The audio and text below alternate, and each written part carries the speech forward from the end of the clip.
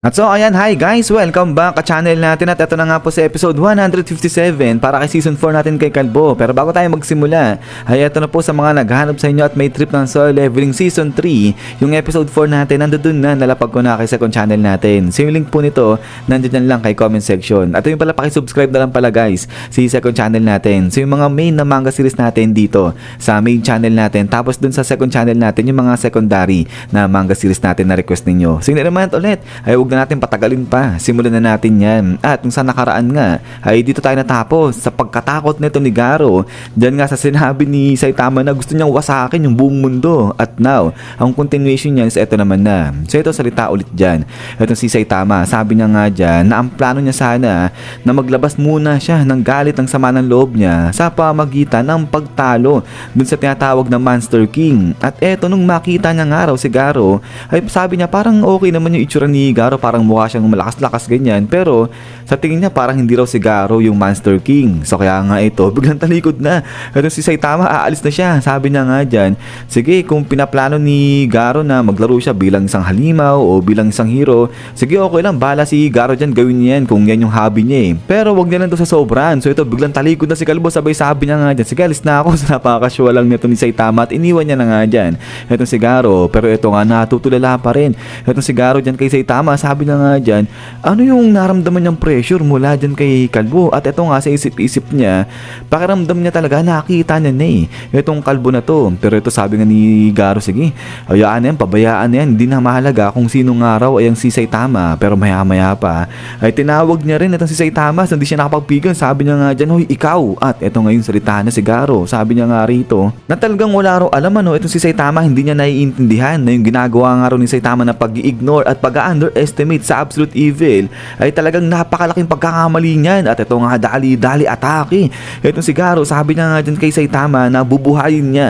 itong si Saitama, pero iiwan niya raw na broken itong si Saitama, dudurugin niya yung kanyang spirit. At ito sabi ni Garo na wala raw personalan, sabi niya ganyan dito kay Saitama. At after nga niya, nisplagang dito bigla naman binanatan, sinapok ni Saitama itong si Garo. So grabe, ikot-ikot din si Garo. Sabi nga ni Saitama, pasensya na, bilis mo kasi bigla kang umaatake, sabi ng ganyan. At eto nga ngayon, hala, sige, ikot dyan ng sobrang bilis at saka ng sobrang lakas nito ni Garo. At eto nga, habang umiikot-ikot dito si Garo, ay bigla niyang naalala itong eksena na to na kung saan etong si Saitama, sinapok din siya dati. At eto nga, tumalsik din siya. At eto, ikot-ikot din siya nun. At eto nga, naalala niya pa yung bigla siyang sinipa nito ni Saitama. Kasi nung nakita ni Garo dati itong si King, aatakihin niya dapat yan, dali-dali. Pero yun nga, nasipa siya nito ni Saitama, talsik nga siya dyan. At pati yung time na kung saan chinap siya nito ni Saitama. So yun, kala mo na bali rito itong si Garo. At eto nga ngayon, habang umikot-ikot itong si Garo dyan, sabi niya nga dyan, alam ko na, natatandaan ko na kung sino ka, sabi ng ganyan. At eto ngayon, sa kabilang banda, itong si Saitama napaisip din, sabi niya nga dyan, teka lang, Garo, parang pamilyar yung pangalan na yan, sabi ng ganyan. At ito nga ngayon tuloy ni Garo na itong si Saitama, ito nga raw yung Kalbo na overpowered na lagi niyang nakakasalubong paulit-ulit, sabi ng ganyan. So kaya nga ito, sabi ni Garo, hindi siya makapaniwala na talagang nakalimutan niya yung patungkol dyan kay Saitama na dapat sa lahat doon ng mga kalaban, yan daw yung dapat na pinapriority niya. At then after nga niyan is balik naman dito sa side na nila Sekingal, dahil ito nga inaasikaso na ng rescue team natin itong mga injured dito. At lapit na ngayon ito si Moomin Rider dyan kay Sekingal. Sabi niya nga dyan na nawala na, nag-subside na yung mga malalaking bitak. Kaya ngayon, pwede na silang umalis gamit itong mga bangka-bangka na nga na to. At ito nga ngayon salita si Sekingal, sabi niya nga dyan na oo, dapat magmadali na silang umalis sa lugar na to habang wala pa yung mga halimaw. Kasi alam naman nila, bigla-biglang sumusulpot yung mga halimaw. At ang gawin nila, i-transfer nila kaagad yung mga may matitinding injury. At ito nga ngayon salita na ito si Lightning Mac. Sabi niya nga dyan, pero teka lang, yung dalawang halimaw na pagkalaki-laki biglang nawala na. Tapos yung isang halimaw nga dyan na split pa, na hati sa dalawa. Ano raw kaya nangyari, sabi ng ganyan. But then, ito nga salita na si Batang Tareo. Sabi niya nga dyan, si Kuya, sigurado ako si Kuya yung tumalo sa mga halimaw na yun, sabi niya ganyan. So seryosong seryoso itong si Tareo, hindi kumukurap At sabi niya nga dyan, dahil napakahusay, napakalakas na hero ng kuya niya at prinotektahan nga raw siya nito. At eto ngayon, question mark dyan. Ito si Moomin Rider at saka nga etong si Lightning Max. Pero maya maya lapit na etong si Moomin Rider dyan kay Tereo. Sabi niya nga dyan, teka lang boy, yung tinutukoy mo ba na si kuya mo, nakasuot siya ng tank top? Sabi niya ganyan. So ito sabi ni Tereo, ay hindi naman ganun. At din ay pagkatapos nga niya na ito nga biglang yumanig dito ng pagkalakas-lakas. Then kala Seki nga grabe, nagkagulatan nga sila rito. At after nga niya, boom, dito sa may dilim ay bigla na lang may kung ano na lumalabas. At eto nga, nagugulat dito etong mga heroes natin. At eto nga ngayon, napareak na, napanganga.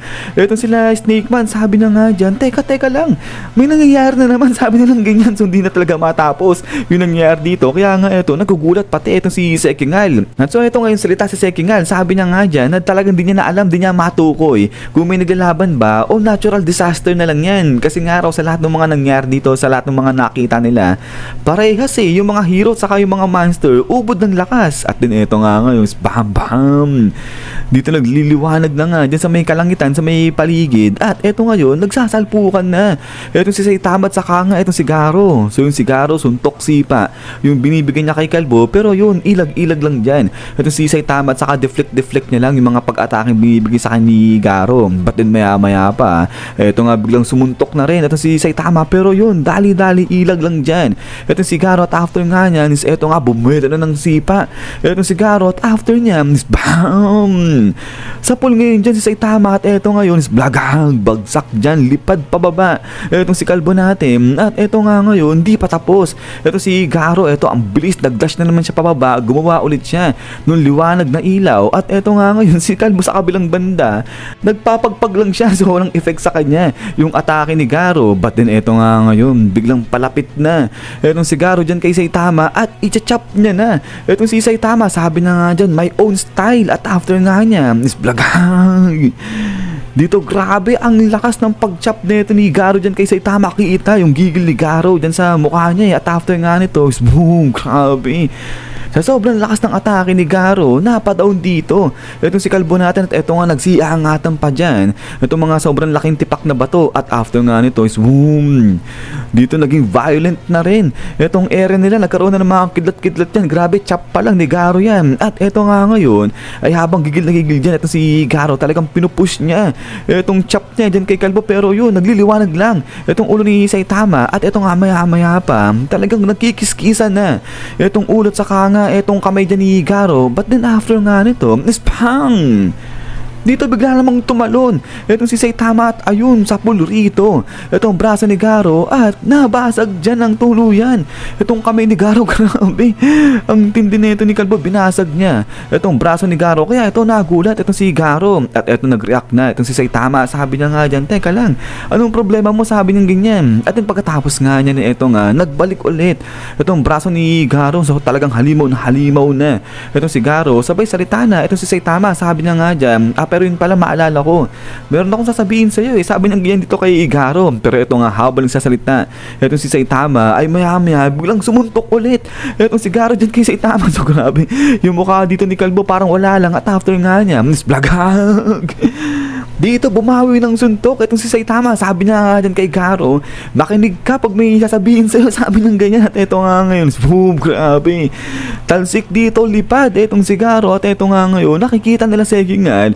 yung si Garo ay papunta na sa kanila. So ito nagpanik etong sila Lightning Max. At sabi nga nila rito, nandyan na, papunta rito. Sabi na lang ganyan. So kaya nga ito, umalis na rin sila dali-dali dyan. At eto nga ngayon, blagang dito nag-crash na nga etong si Garo malapit dito kala Sekingal. So yun, si Lightning Max halos tumumba-tumba. At after nga nito, grabe, ang layo ng pagkakahati nga dito ni Garo dito sa lupa, na split pa ng bagya itong tubig. Sabi eto nga, habang nakabagsak dyan, lubog etong si Garo. Sabi niya nga dyan, anong meron sa Kalbo na yun? Sobrang lakas niya, sabi ng ganyan. At then pagkatapos nga niyan, isang guys, hanggang dito lang etong si episode 157 natin. So ayan, ay nakatikim tuloy bigla etong si Garo sa suntok nito ni Saitama. Pero yun bago tayo matapos, ay ito nga po guys, sa mga naghahanap sa inyo ng episode 4 at saka ng solo leveling season 3 natin, ay nandoon na po siya kay second channel natin. So yun, so officially binuksan ko na si second channel natin. Yung link po nito na dyan lang kay comment section na yan. So pakicheck na lang at pakisubscribe na lang din pala guys